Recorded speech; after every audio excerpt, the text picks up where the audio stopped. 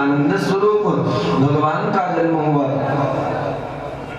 सारे ब्रजवासी, सारे ग्वाल बाल, जो ब्रज की बूढ़ी बूढ़ी गोपियां थी, उन्होंने भी 84 गज के लहंगे सिला रखे थे कि जब हमारे राजा के यहाँ बालक को जन्म होएगा, सबसे पहले बधाई देने इसी कपड़ों में जाएंगे।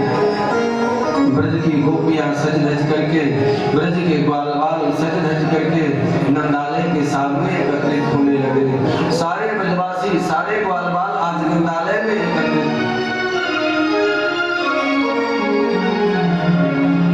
बाबा नंद को सब लोग बधाइयां दे रहे हैं। बाबा नंद ने भागवत में लिखा है कि बाबा नंद ने 2 लाख गायों का दान किया।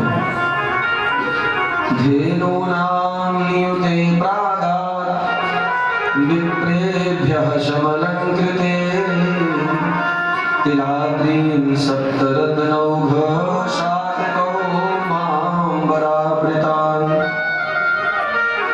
बाबा नंद ने 2 लाख गायों का दान किया और उन गायों के खुर चांदी से बने थे, सींग सोने से बने थे, तिल के 7 पर्वत बनाए, उनको रत्नों से आभूषित किया और ब्राह्मणों को दान किया। बाबा नंद के जो भी हाथ में आ जाता है सब कुछ दे देते हैं। सारे ब्रजवासी कह रहे हैं, पूत सपूत जनो जसुदा इतनी सुन के वसुधा सब दौड़ी, देवन के जो आनंद भयो सुनि गावत आवत मंगल गौरी। नंद कछु इतनो जो दियो घन श्याम कुबेरहु की मति बोरी, देखत आज लुटाई दियो न बची बचिया छछिया न बिछोरी। बाबा नंद के हाथ में जो भी आता है वही लुटाते चले जा रहे हैं, जो भी आता है सब कुछ लुटा दे रहे हैं बाबा नंद। सारे ब्रजवासी भगवान के जन्मोत्सव में आनंद ले रहे हैं। बाबा नंद ने सब कुछ दान किया। आकाश में देवताओं का समूह खड़ा था।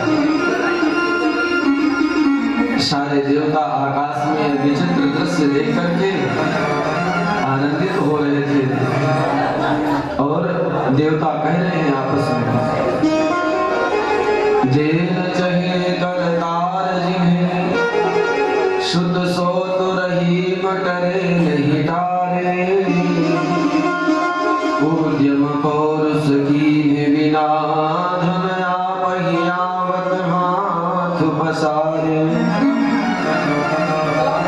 देव हंसे सब आपस में विधि के परपंचन जात निहारे, पूत भयो वसुदेव के भोर नौबत बाजत नंद के द्वारे। सारे देवता ये सोच सोच करके हंस रहे हैं कि बालक का जन्म तो वसुदेव जी के यहाँ हुआ था, बालक का जन्म तो वसुदेव जी के कंस के जेल खाने में देवकी और वसुदेव के यहाँ हुआ, लेकिन आनंद नंद ले रहे हैं। बधाइयां बाबा नंद के यहाँ गाई जा रही है। बाबा नंद ने सारे ब्रजवासियों के साथ भगवान के लिए बड़ा सुंदर आनंद मंगल गीत गाए। अब ब्रजवासियों के पास कुछ और तो था नहीं, दूध दही और माखन ये है ब्रजवासियों के पास, और वो टाफी मखौने कहां से निकल के आए। इसलिए दूध दही को ही एक दूसरे के ऊपर उछाल उछाल करके सारे ब्रजवासी आनंद ले रहे हैं। सुखदेव जी कहते हैं, राजन आज नंदालय ऐसा लग रहा है जैसे साक्षात क्षीर का सागर बन गया हो नंदालय। और उस क्षीर सागर नंदालय में शेष साई भगवान नारायण का अवतार हो गया। नदी क्षीर जटाओं भी आज नंदालय इतना सुंदर लग रहा है, नंदालय की शोभा इतनी सुंदर हो रही है जैसे साक्षात क्षीर सागर में भगवान नारायण का अवतार हुआ। ब्रज की गलियों में यहाँ वहाँ सोना चांदी हीरे जवाहरात बिखरे पड़े हैं, उनको कोई उठाने वाला नहीं है।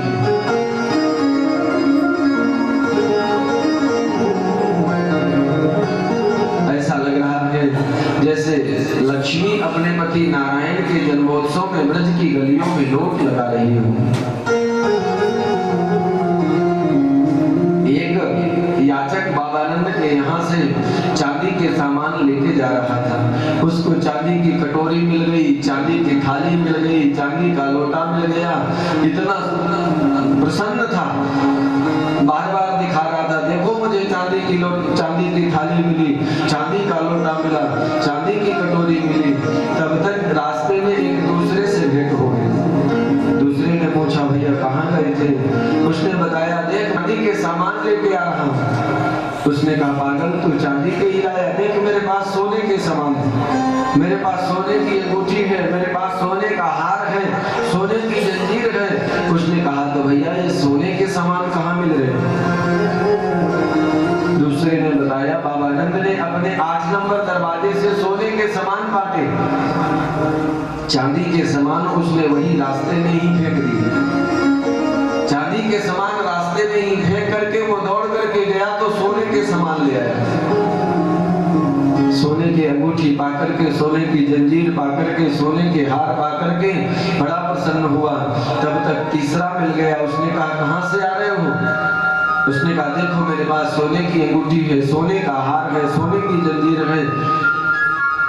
तब तक तीसरे ने कहा, पागल तू सोना लेने गया?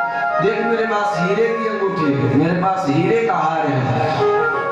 उसने सोने के सामान वहीं पटक दिए रास्ते में और दौड़ करके गया तो हीरे के सामान ले आया। सुखदेव जी कहते हैं, राजन रमा क्रीडम अभूत नृप। हे राजन, आज ऐसा लग रहा है ब्रज की गलियों में यहाँ वहाँ सोना चांदी हीरा जवाहरात बिखरा पड़ा है, कोई उसको उठाने वाला नहीं। ब्रजवासियों ने बड़ा सुंदर दिव्य भगवान का जन्मोत्सव मनाया। सारे ब्रजवासी भगवान के जन्मोत्सव में आनंदित हुए। बाबा नंद ने ब्रजवासियों से कहा, भैया बड़े दिन बीत गए उत्सव मनाते मनाते, आखिर उत्सव में ही बिजी रहोगे कि मुझे कंस को कर देने के लिए जाना है? तब गोपों को गोकुल की रक्षा का भार सौंप करके बाबा नंद आज कंस को कर देने के लिए अपनी बैलगाड़ी में हीरे जवाहरात सामान लादे और कंस के यहाँ मथुरा के लिए चले गए। जैसे ही मथुरा में पहुंचे, मथुरा में पहुंच करके कंस को कर दिया बाबा नंद ने। और कर दे करके कंस ने कहा, बाबा जितना कर बनता था उससे ज्यादा लेकर के आए, क्या बात है? बाबा नंद ने कहा, मेरे यहाँ लाला हुआ है, इसलिए लाला की बधाई भी है। कंस बहुत प्रसन्न हुआ। इसके बाद बाबा नंद जैसे ही मथुरा के उस राजभवन से बाहर निकले, वसुदेव जी से भेंट हो गई। वसुदेव जी ने जब बाबा नंद को देखा, नंद जी ने वसुदेव जी को देखा, दोनों आपस में एक दूसरे की चर्चा करने लगे। वसुदेव जी ने कहा, बाबा नंद मैंने सुना है कि तुम्हारे यहाँ एक बालक हुआ है, छोरा हुआ है, और तुमने बताया भी नहीं। बाबा नंद ने कहा, भैया वसुदेव मैं तुमसे कैसे बताता? इस पापी कंस ने तुम्हारे 6 बालकों को मार दिया और एक बालक की बधाई में तुमसे कैसे बताता, इसीलिए नहीं बताया। वसुदेव जी ने कहा, मेरे भाग्य में यही लिखा होगा विधाता ने, क्योंकि विधाता जिसके भाग्य में जो लिख देता है वही तो प्राप्त होता है। शायद विधाता ने मेरे भाग्य में दुख ही लिखा होगा। वसुदेव जी ने कहा, बाबा लेकिन तुम यहाँ मथुरा में क्यों घूम रहे हो? अरे मैं ज्योतिष का बहुत बड़ा पंडित हूँ। वसुदेव जी ने कहा, मैंने अपनी ज्योतिष विद्या से देख लिया कि तुम्हारे गोकुल में कोई बहुत बड़ा उत्पात होने वाला है, इसलिए मथुरा में न रहो, जाओ अपने गोकुल की रक्षा करो। आपके गोकुल में कोई बहुत बड़ा उत्पात होने वाला है। जैसा ही इतना कहा, अब तो बाबा नंद की धड़कन तेज हो गई।